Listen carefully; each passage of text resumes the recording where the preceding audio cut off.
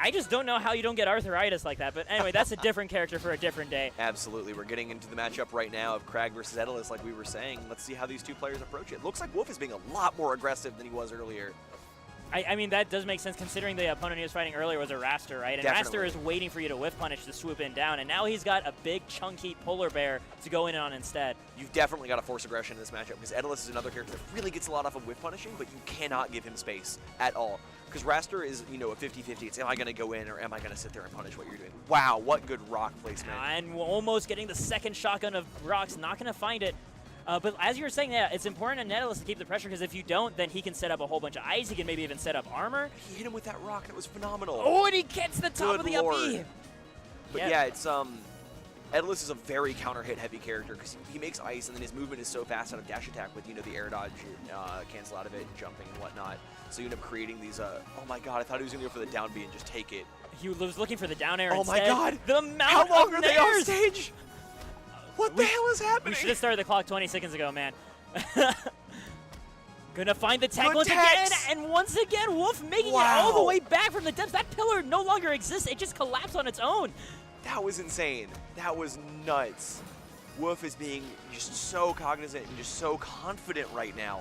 I mean, both players actually having so much faith. The moment that they get in that advantage state, they are willing to put it all on the line because they feel that comfortable in taking that stock.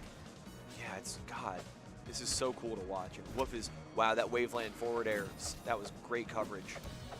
Oh, I like the reverse nair. Gonna be able to just get out of the way. Was hoping for parry immediately, right? To quote my friend Neptune, really put some butter on that charge attack. Just get him in there. Armor ready to go. That is one of the benefits of taking a stock as Daedalus. If you already have ice ready to go, you get yourself some super armor, make your stock way harder for your opponent to take. Definitely, definitely. That's something that you really, really need to be cognizant of versus an Daedalus is how am I going to take this armor away? Am I just going to, you know, am I going to hit the 40% mark? Or am I just going to take it off in brute force? Or where am I going to get this parry? Am I going to hit the icicle? Am I going to hit like a dash attack or a forward air or a neutral air rather, or a forward tilt, something like that? That's when you really need to find those openings. And it's up to the Daedalus player to really force you to keep yourselves on your toes and, you know, mix that up. And the good forward air to make his way down there. Good stuff from PitNoArm. The thing that's scary while you're constantly thinking about all these things about Daedalus is he's swooping around the stage super fast too. Like, he's still putting on that physical pressure. His movement is absurd. It's like watching an Ike quick draw in a game like, you know, PM. You end up just getting like this dash forward, wave dash back, dash forward, wave dash back, and then all of a sudden it's like, oh, how am I going to deal with this aggression? He's going to grab.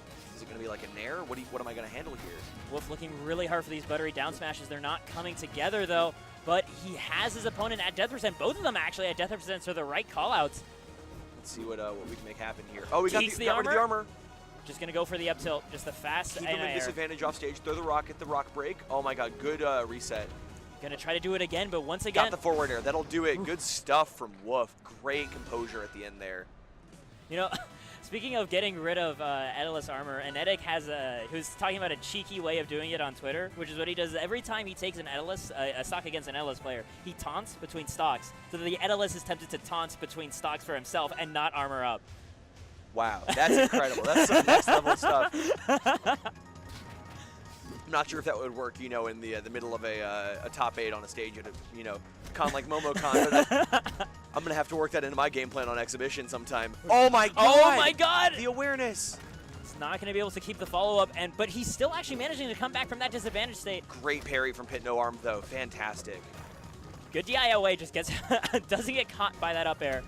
Ooh, good coverage. Yeah, that pillar actually being quite annoying, and the shotgun. I thought those rocks were going to kill.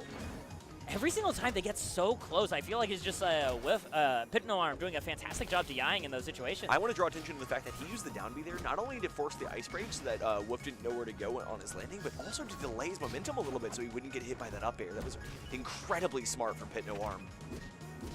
Good back airs into the up air. Oh my god, the combos! And he just tags in place and immediately resumes where he left off and wow. gets 2 forward airs for it. Incredible from WooF. WooF looking so good, finally losing his PitNoArm first retaliating on his own though, not saying I'm no slouch. But let's see what WooF can make happen here. We've seen this offstage situation time and again, and WooF right now, he's getting so much better at rocking the advantage state. I think part of it is just the stage because it's so short horizontally. Yeah. There's not really much room to land. He's really, really keeping the pressure on, and you know, just giving him a tour of the stage. It's really something. Oh, he's looking for the second forward air. Doesn't find it. Get a pillar with the though. Dash attack? Okay, that was sick. Also using his pillar as a wall jump to get back on stage. Good tech on the pillar, too. Get the tech there as well. Tech off Now the he's stage. back in center.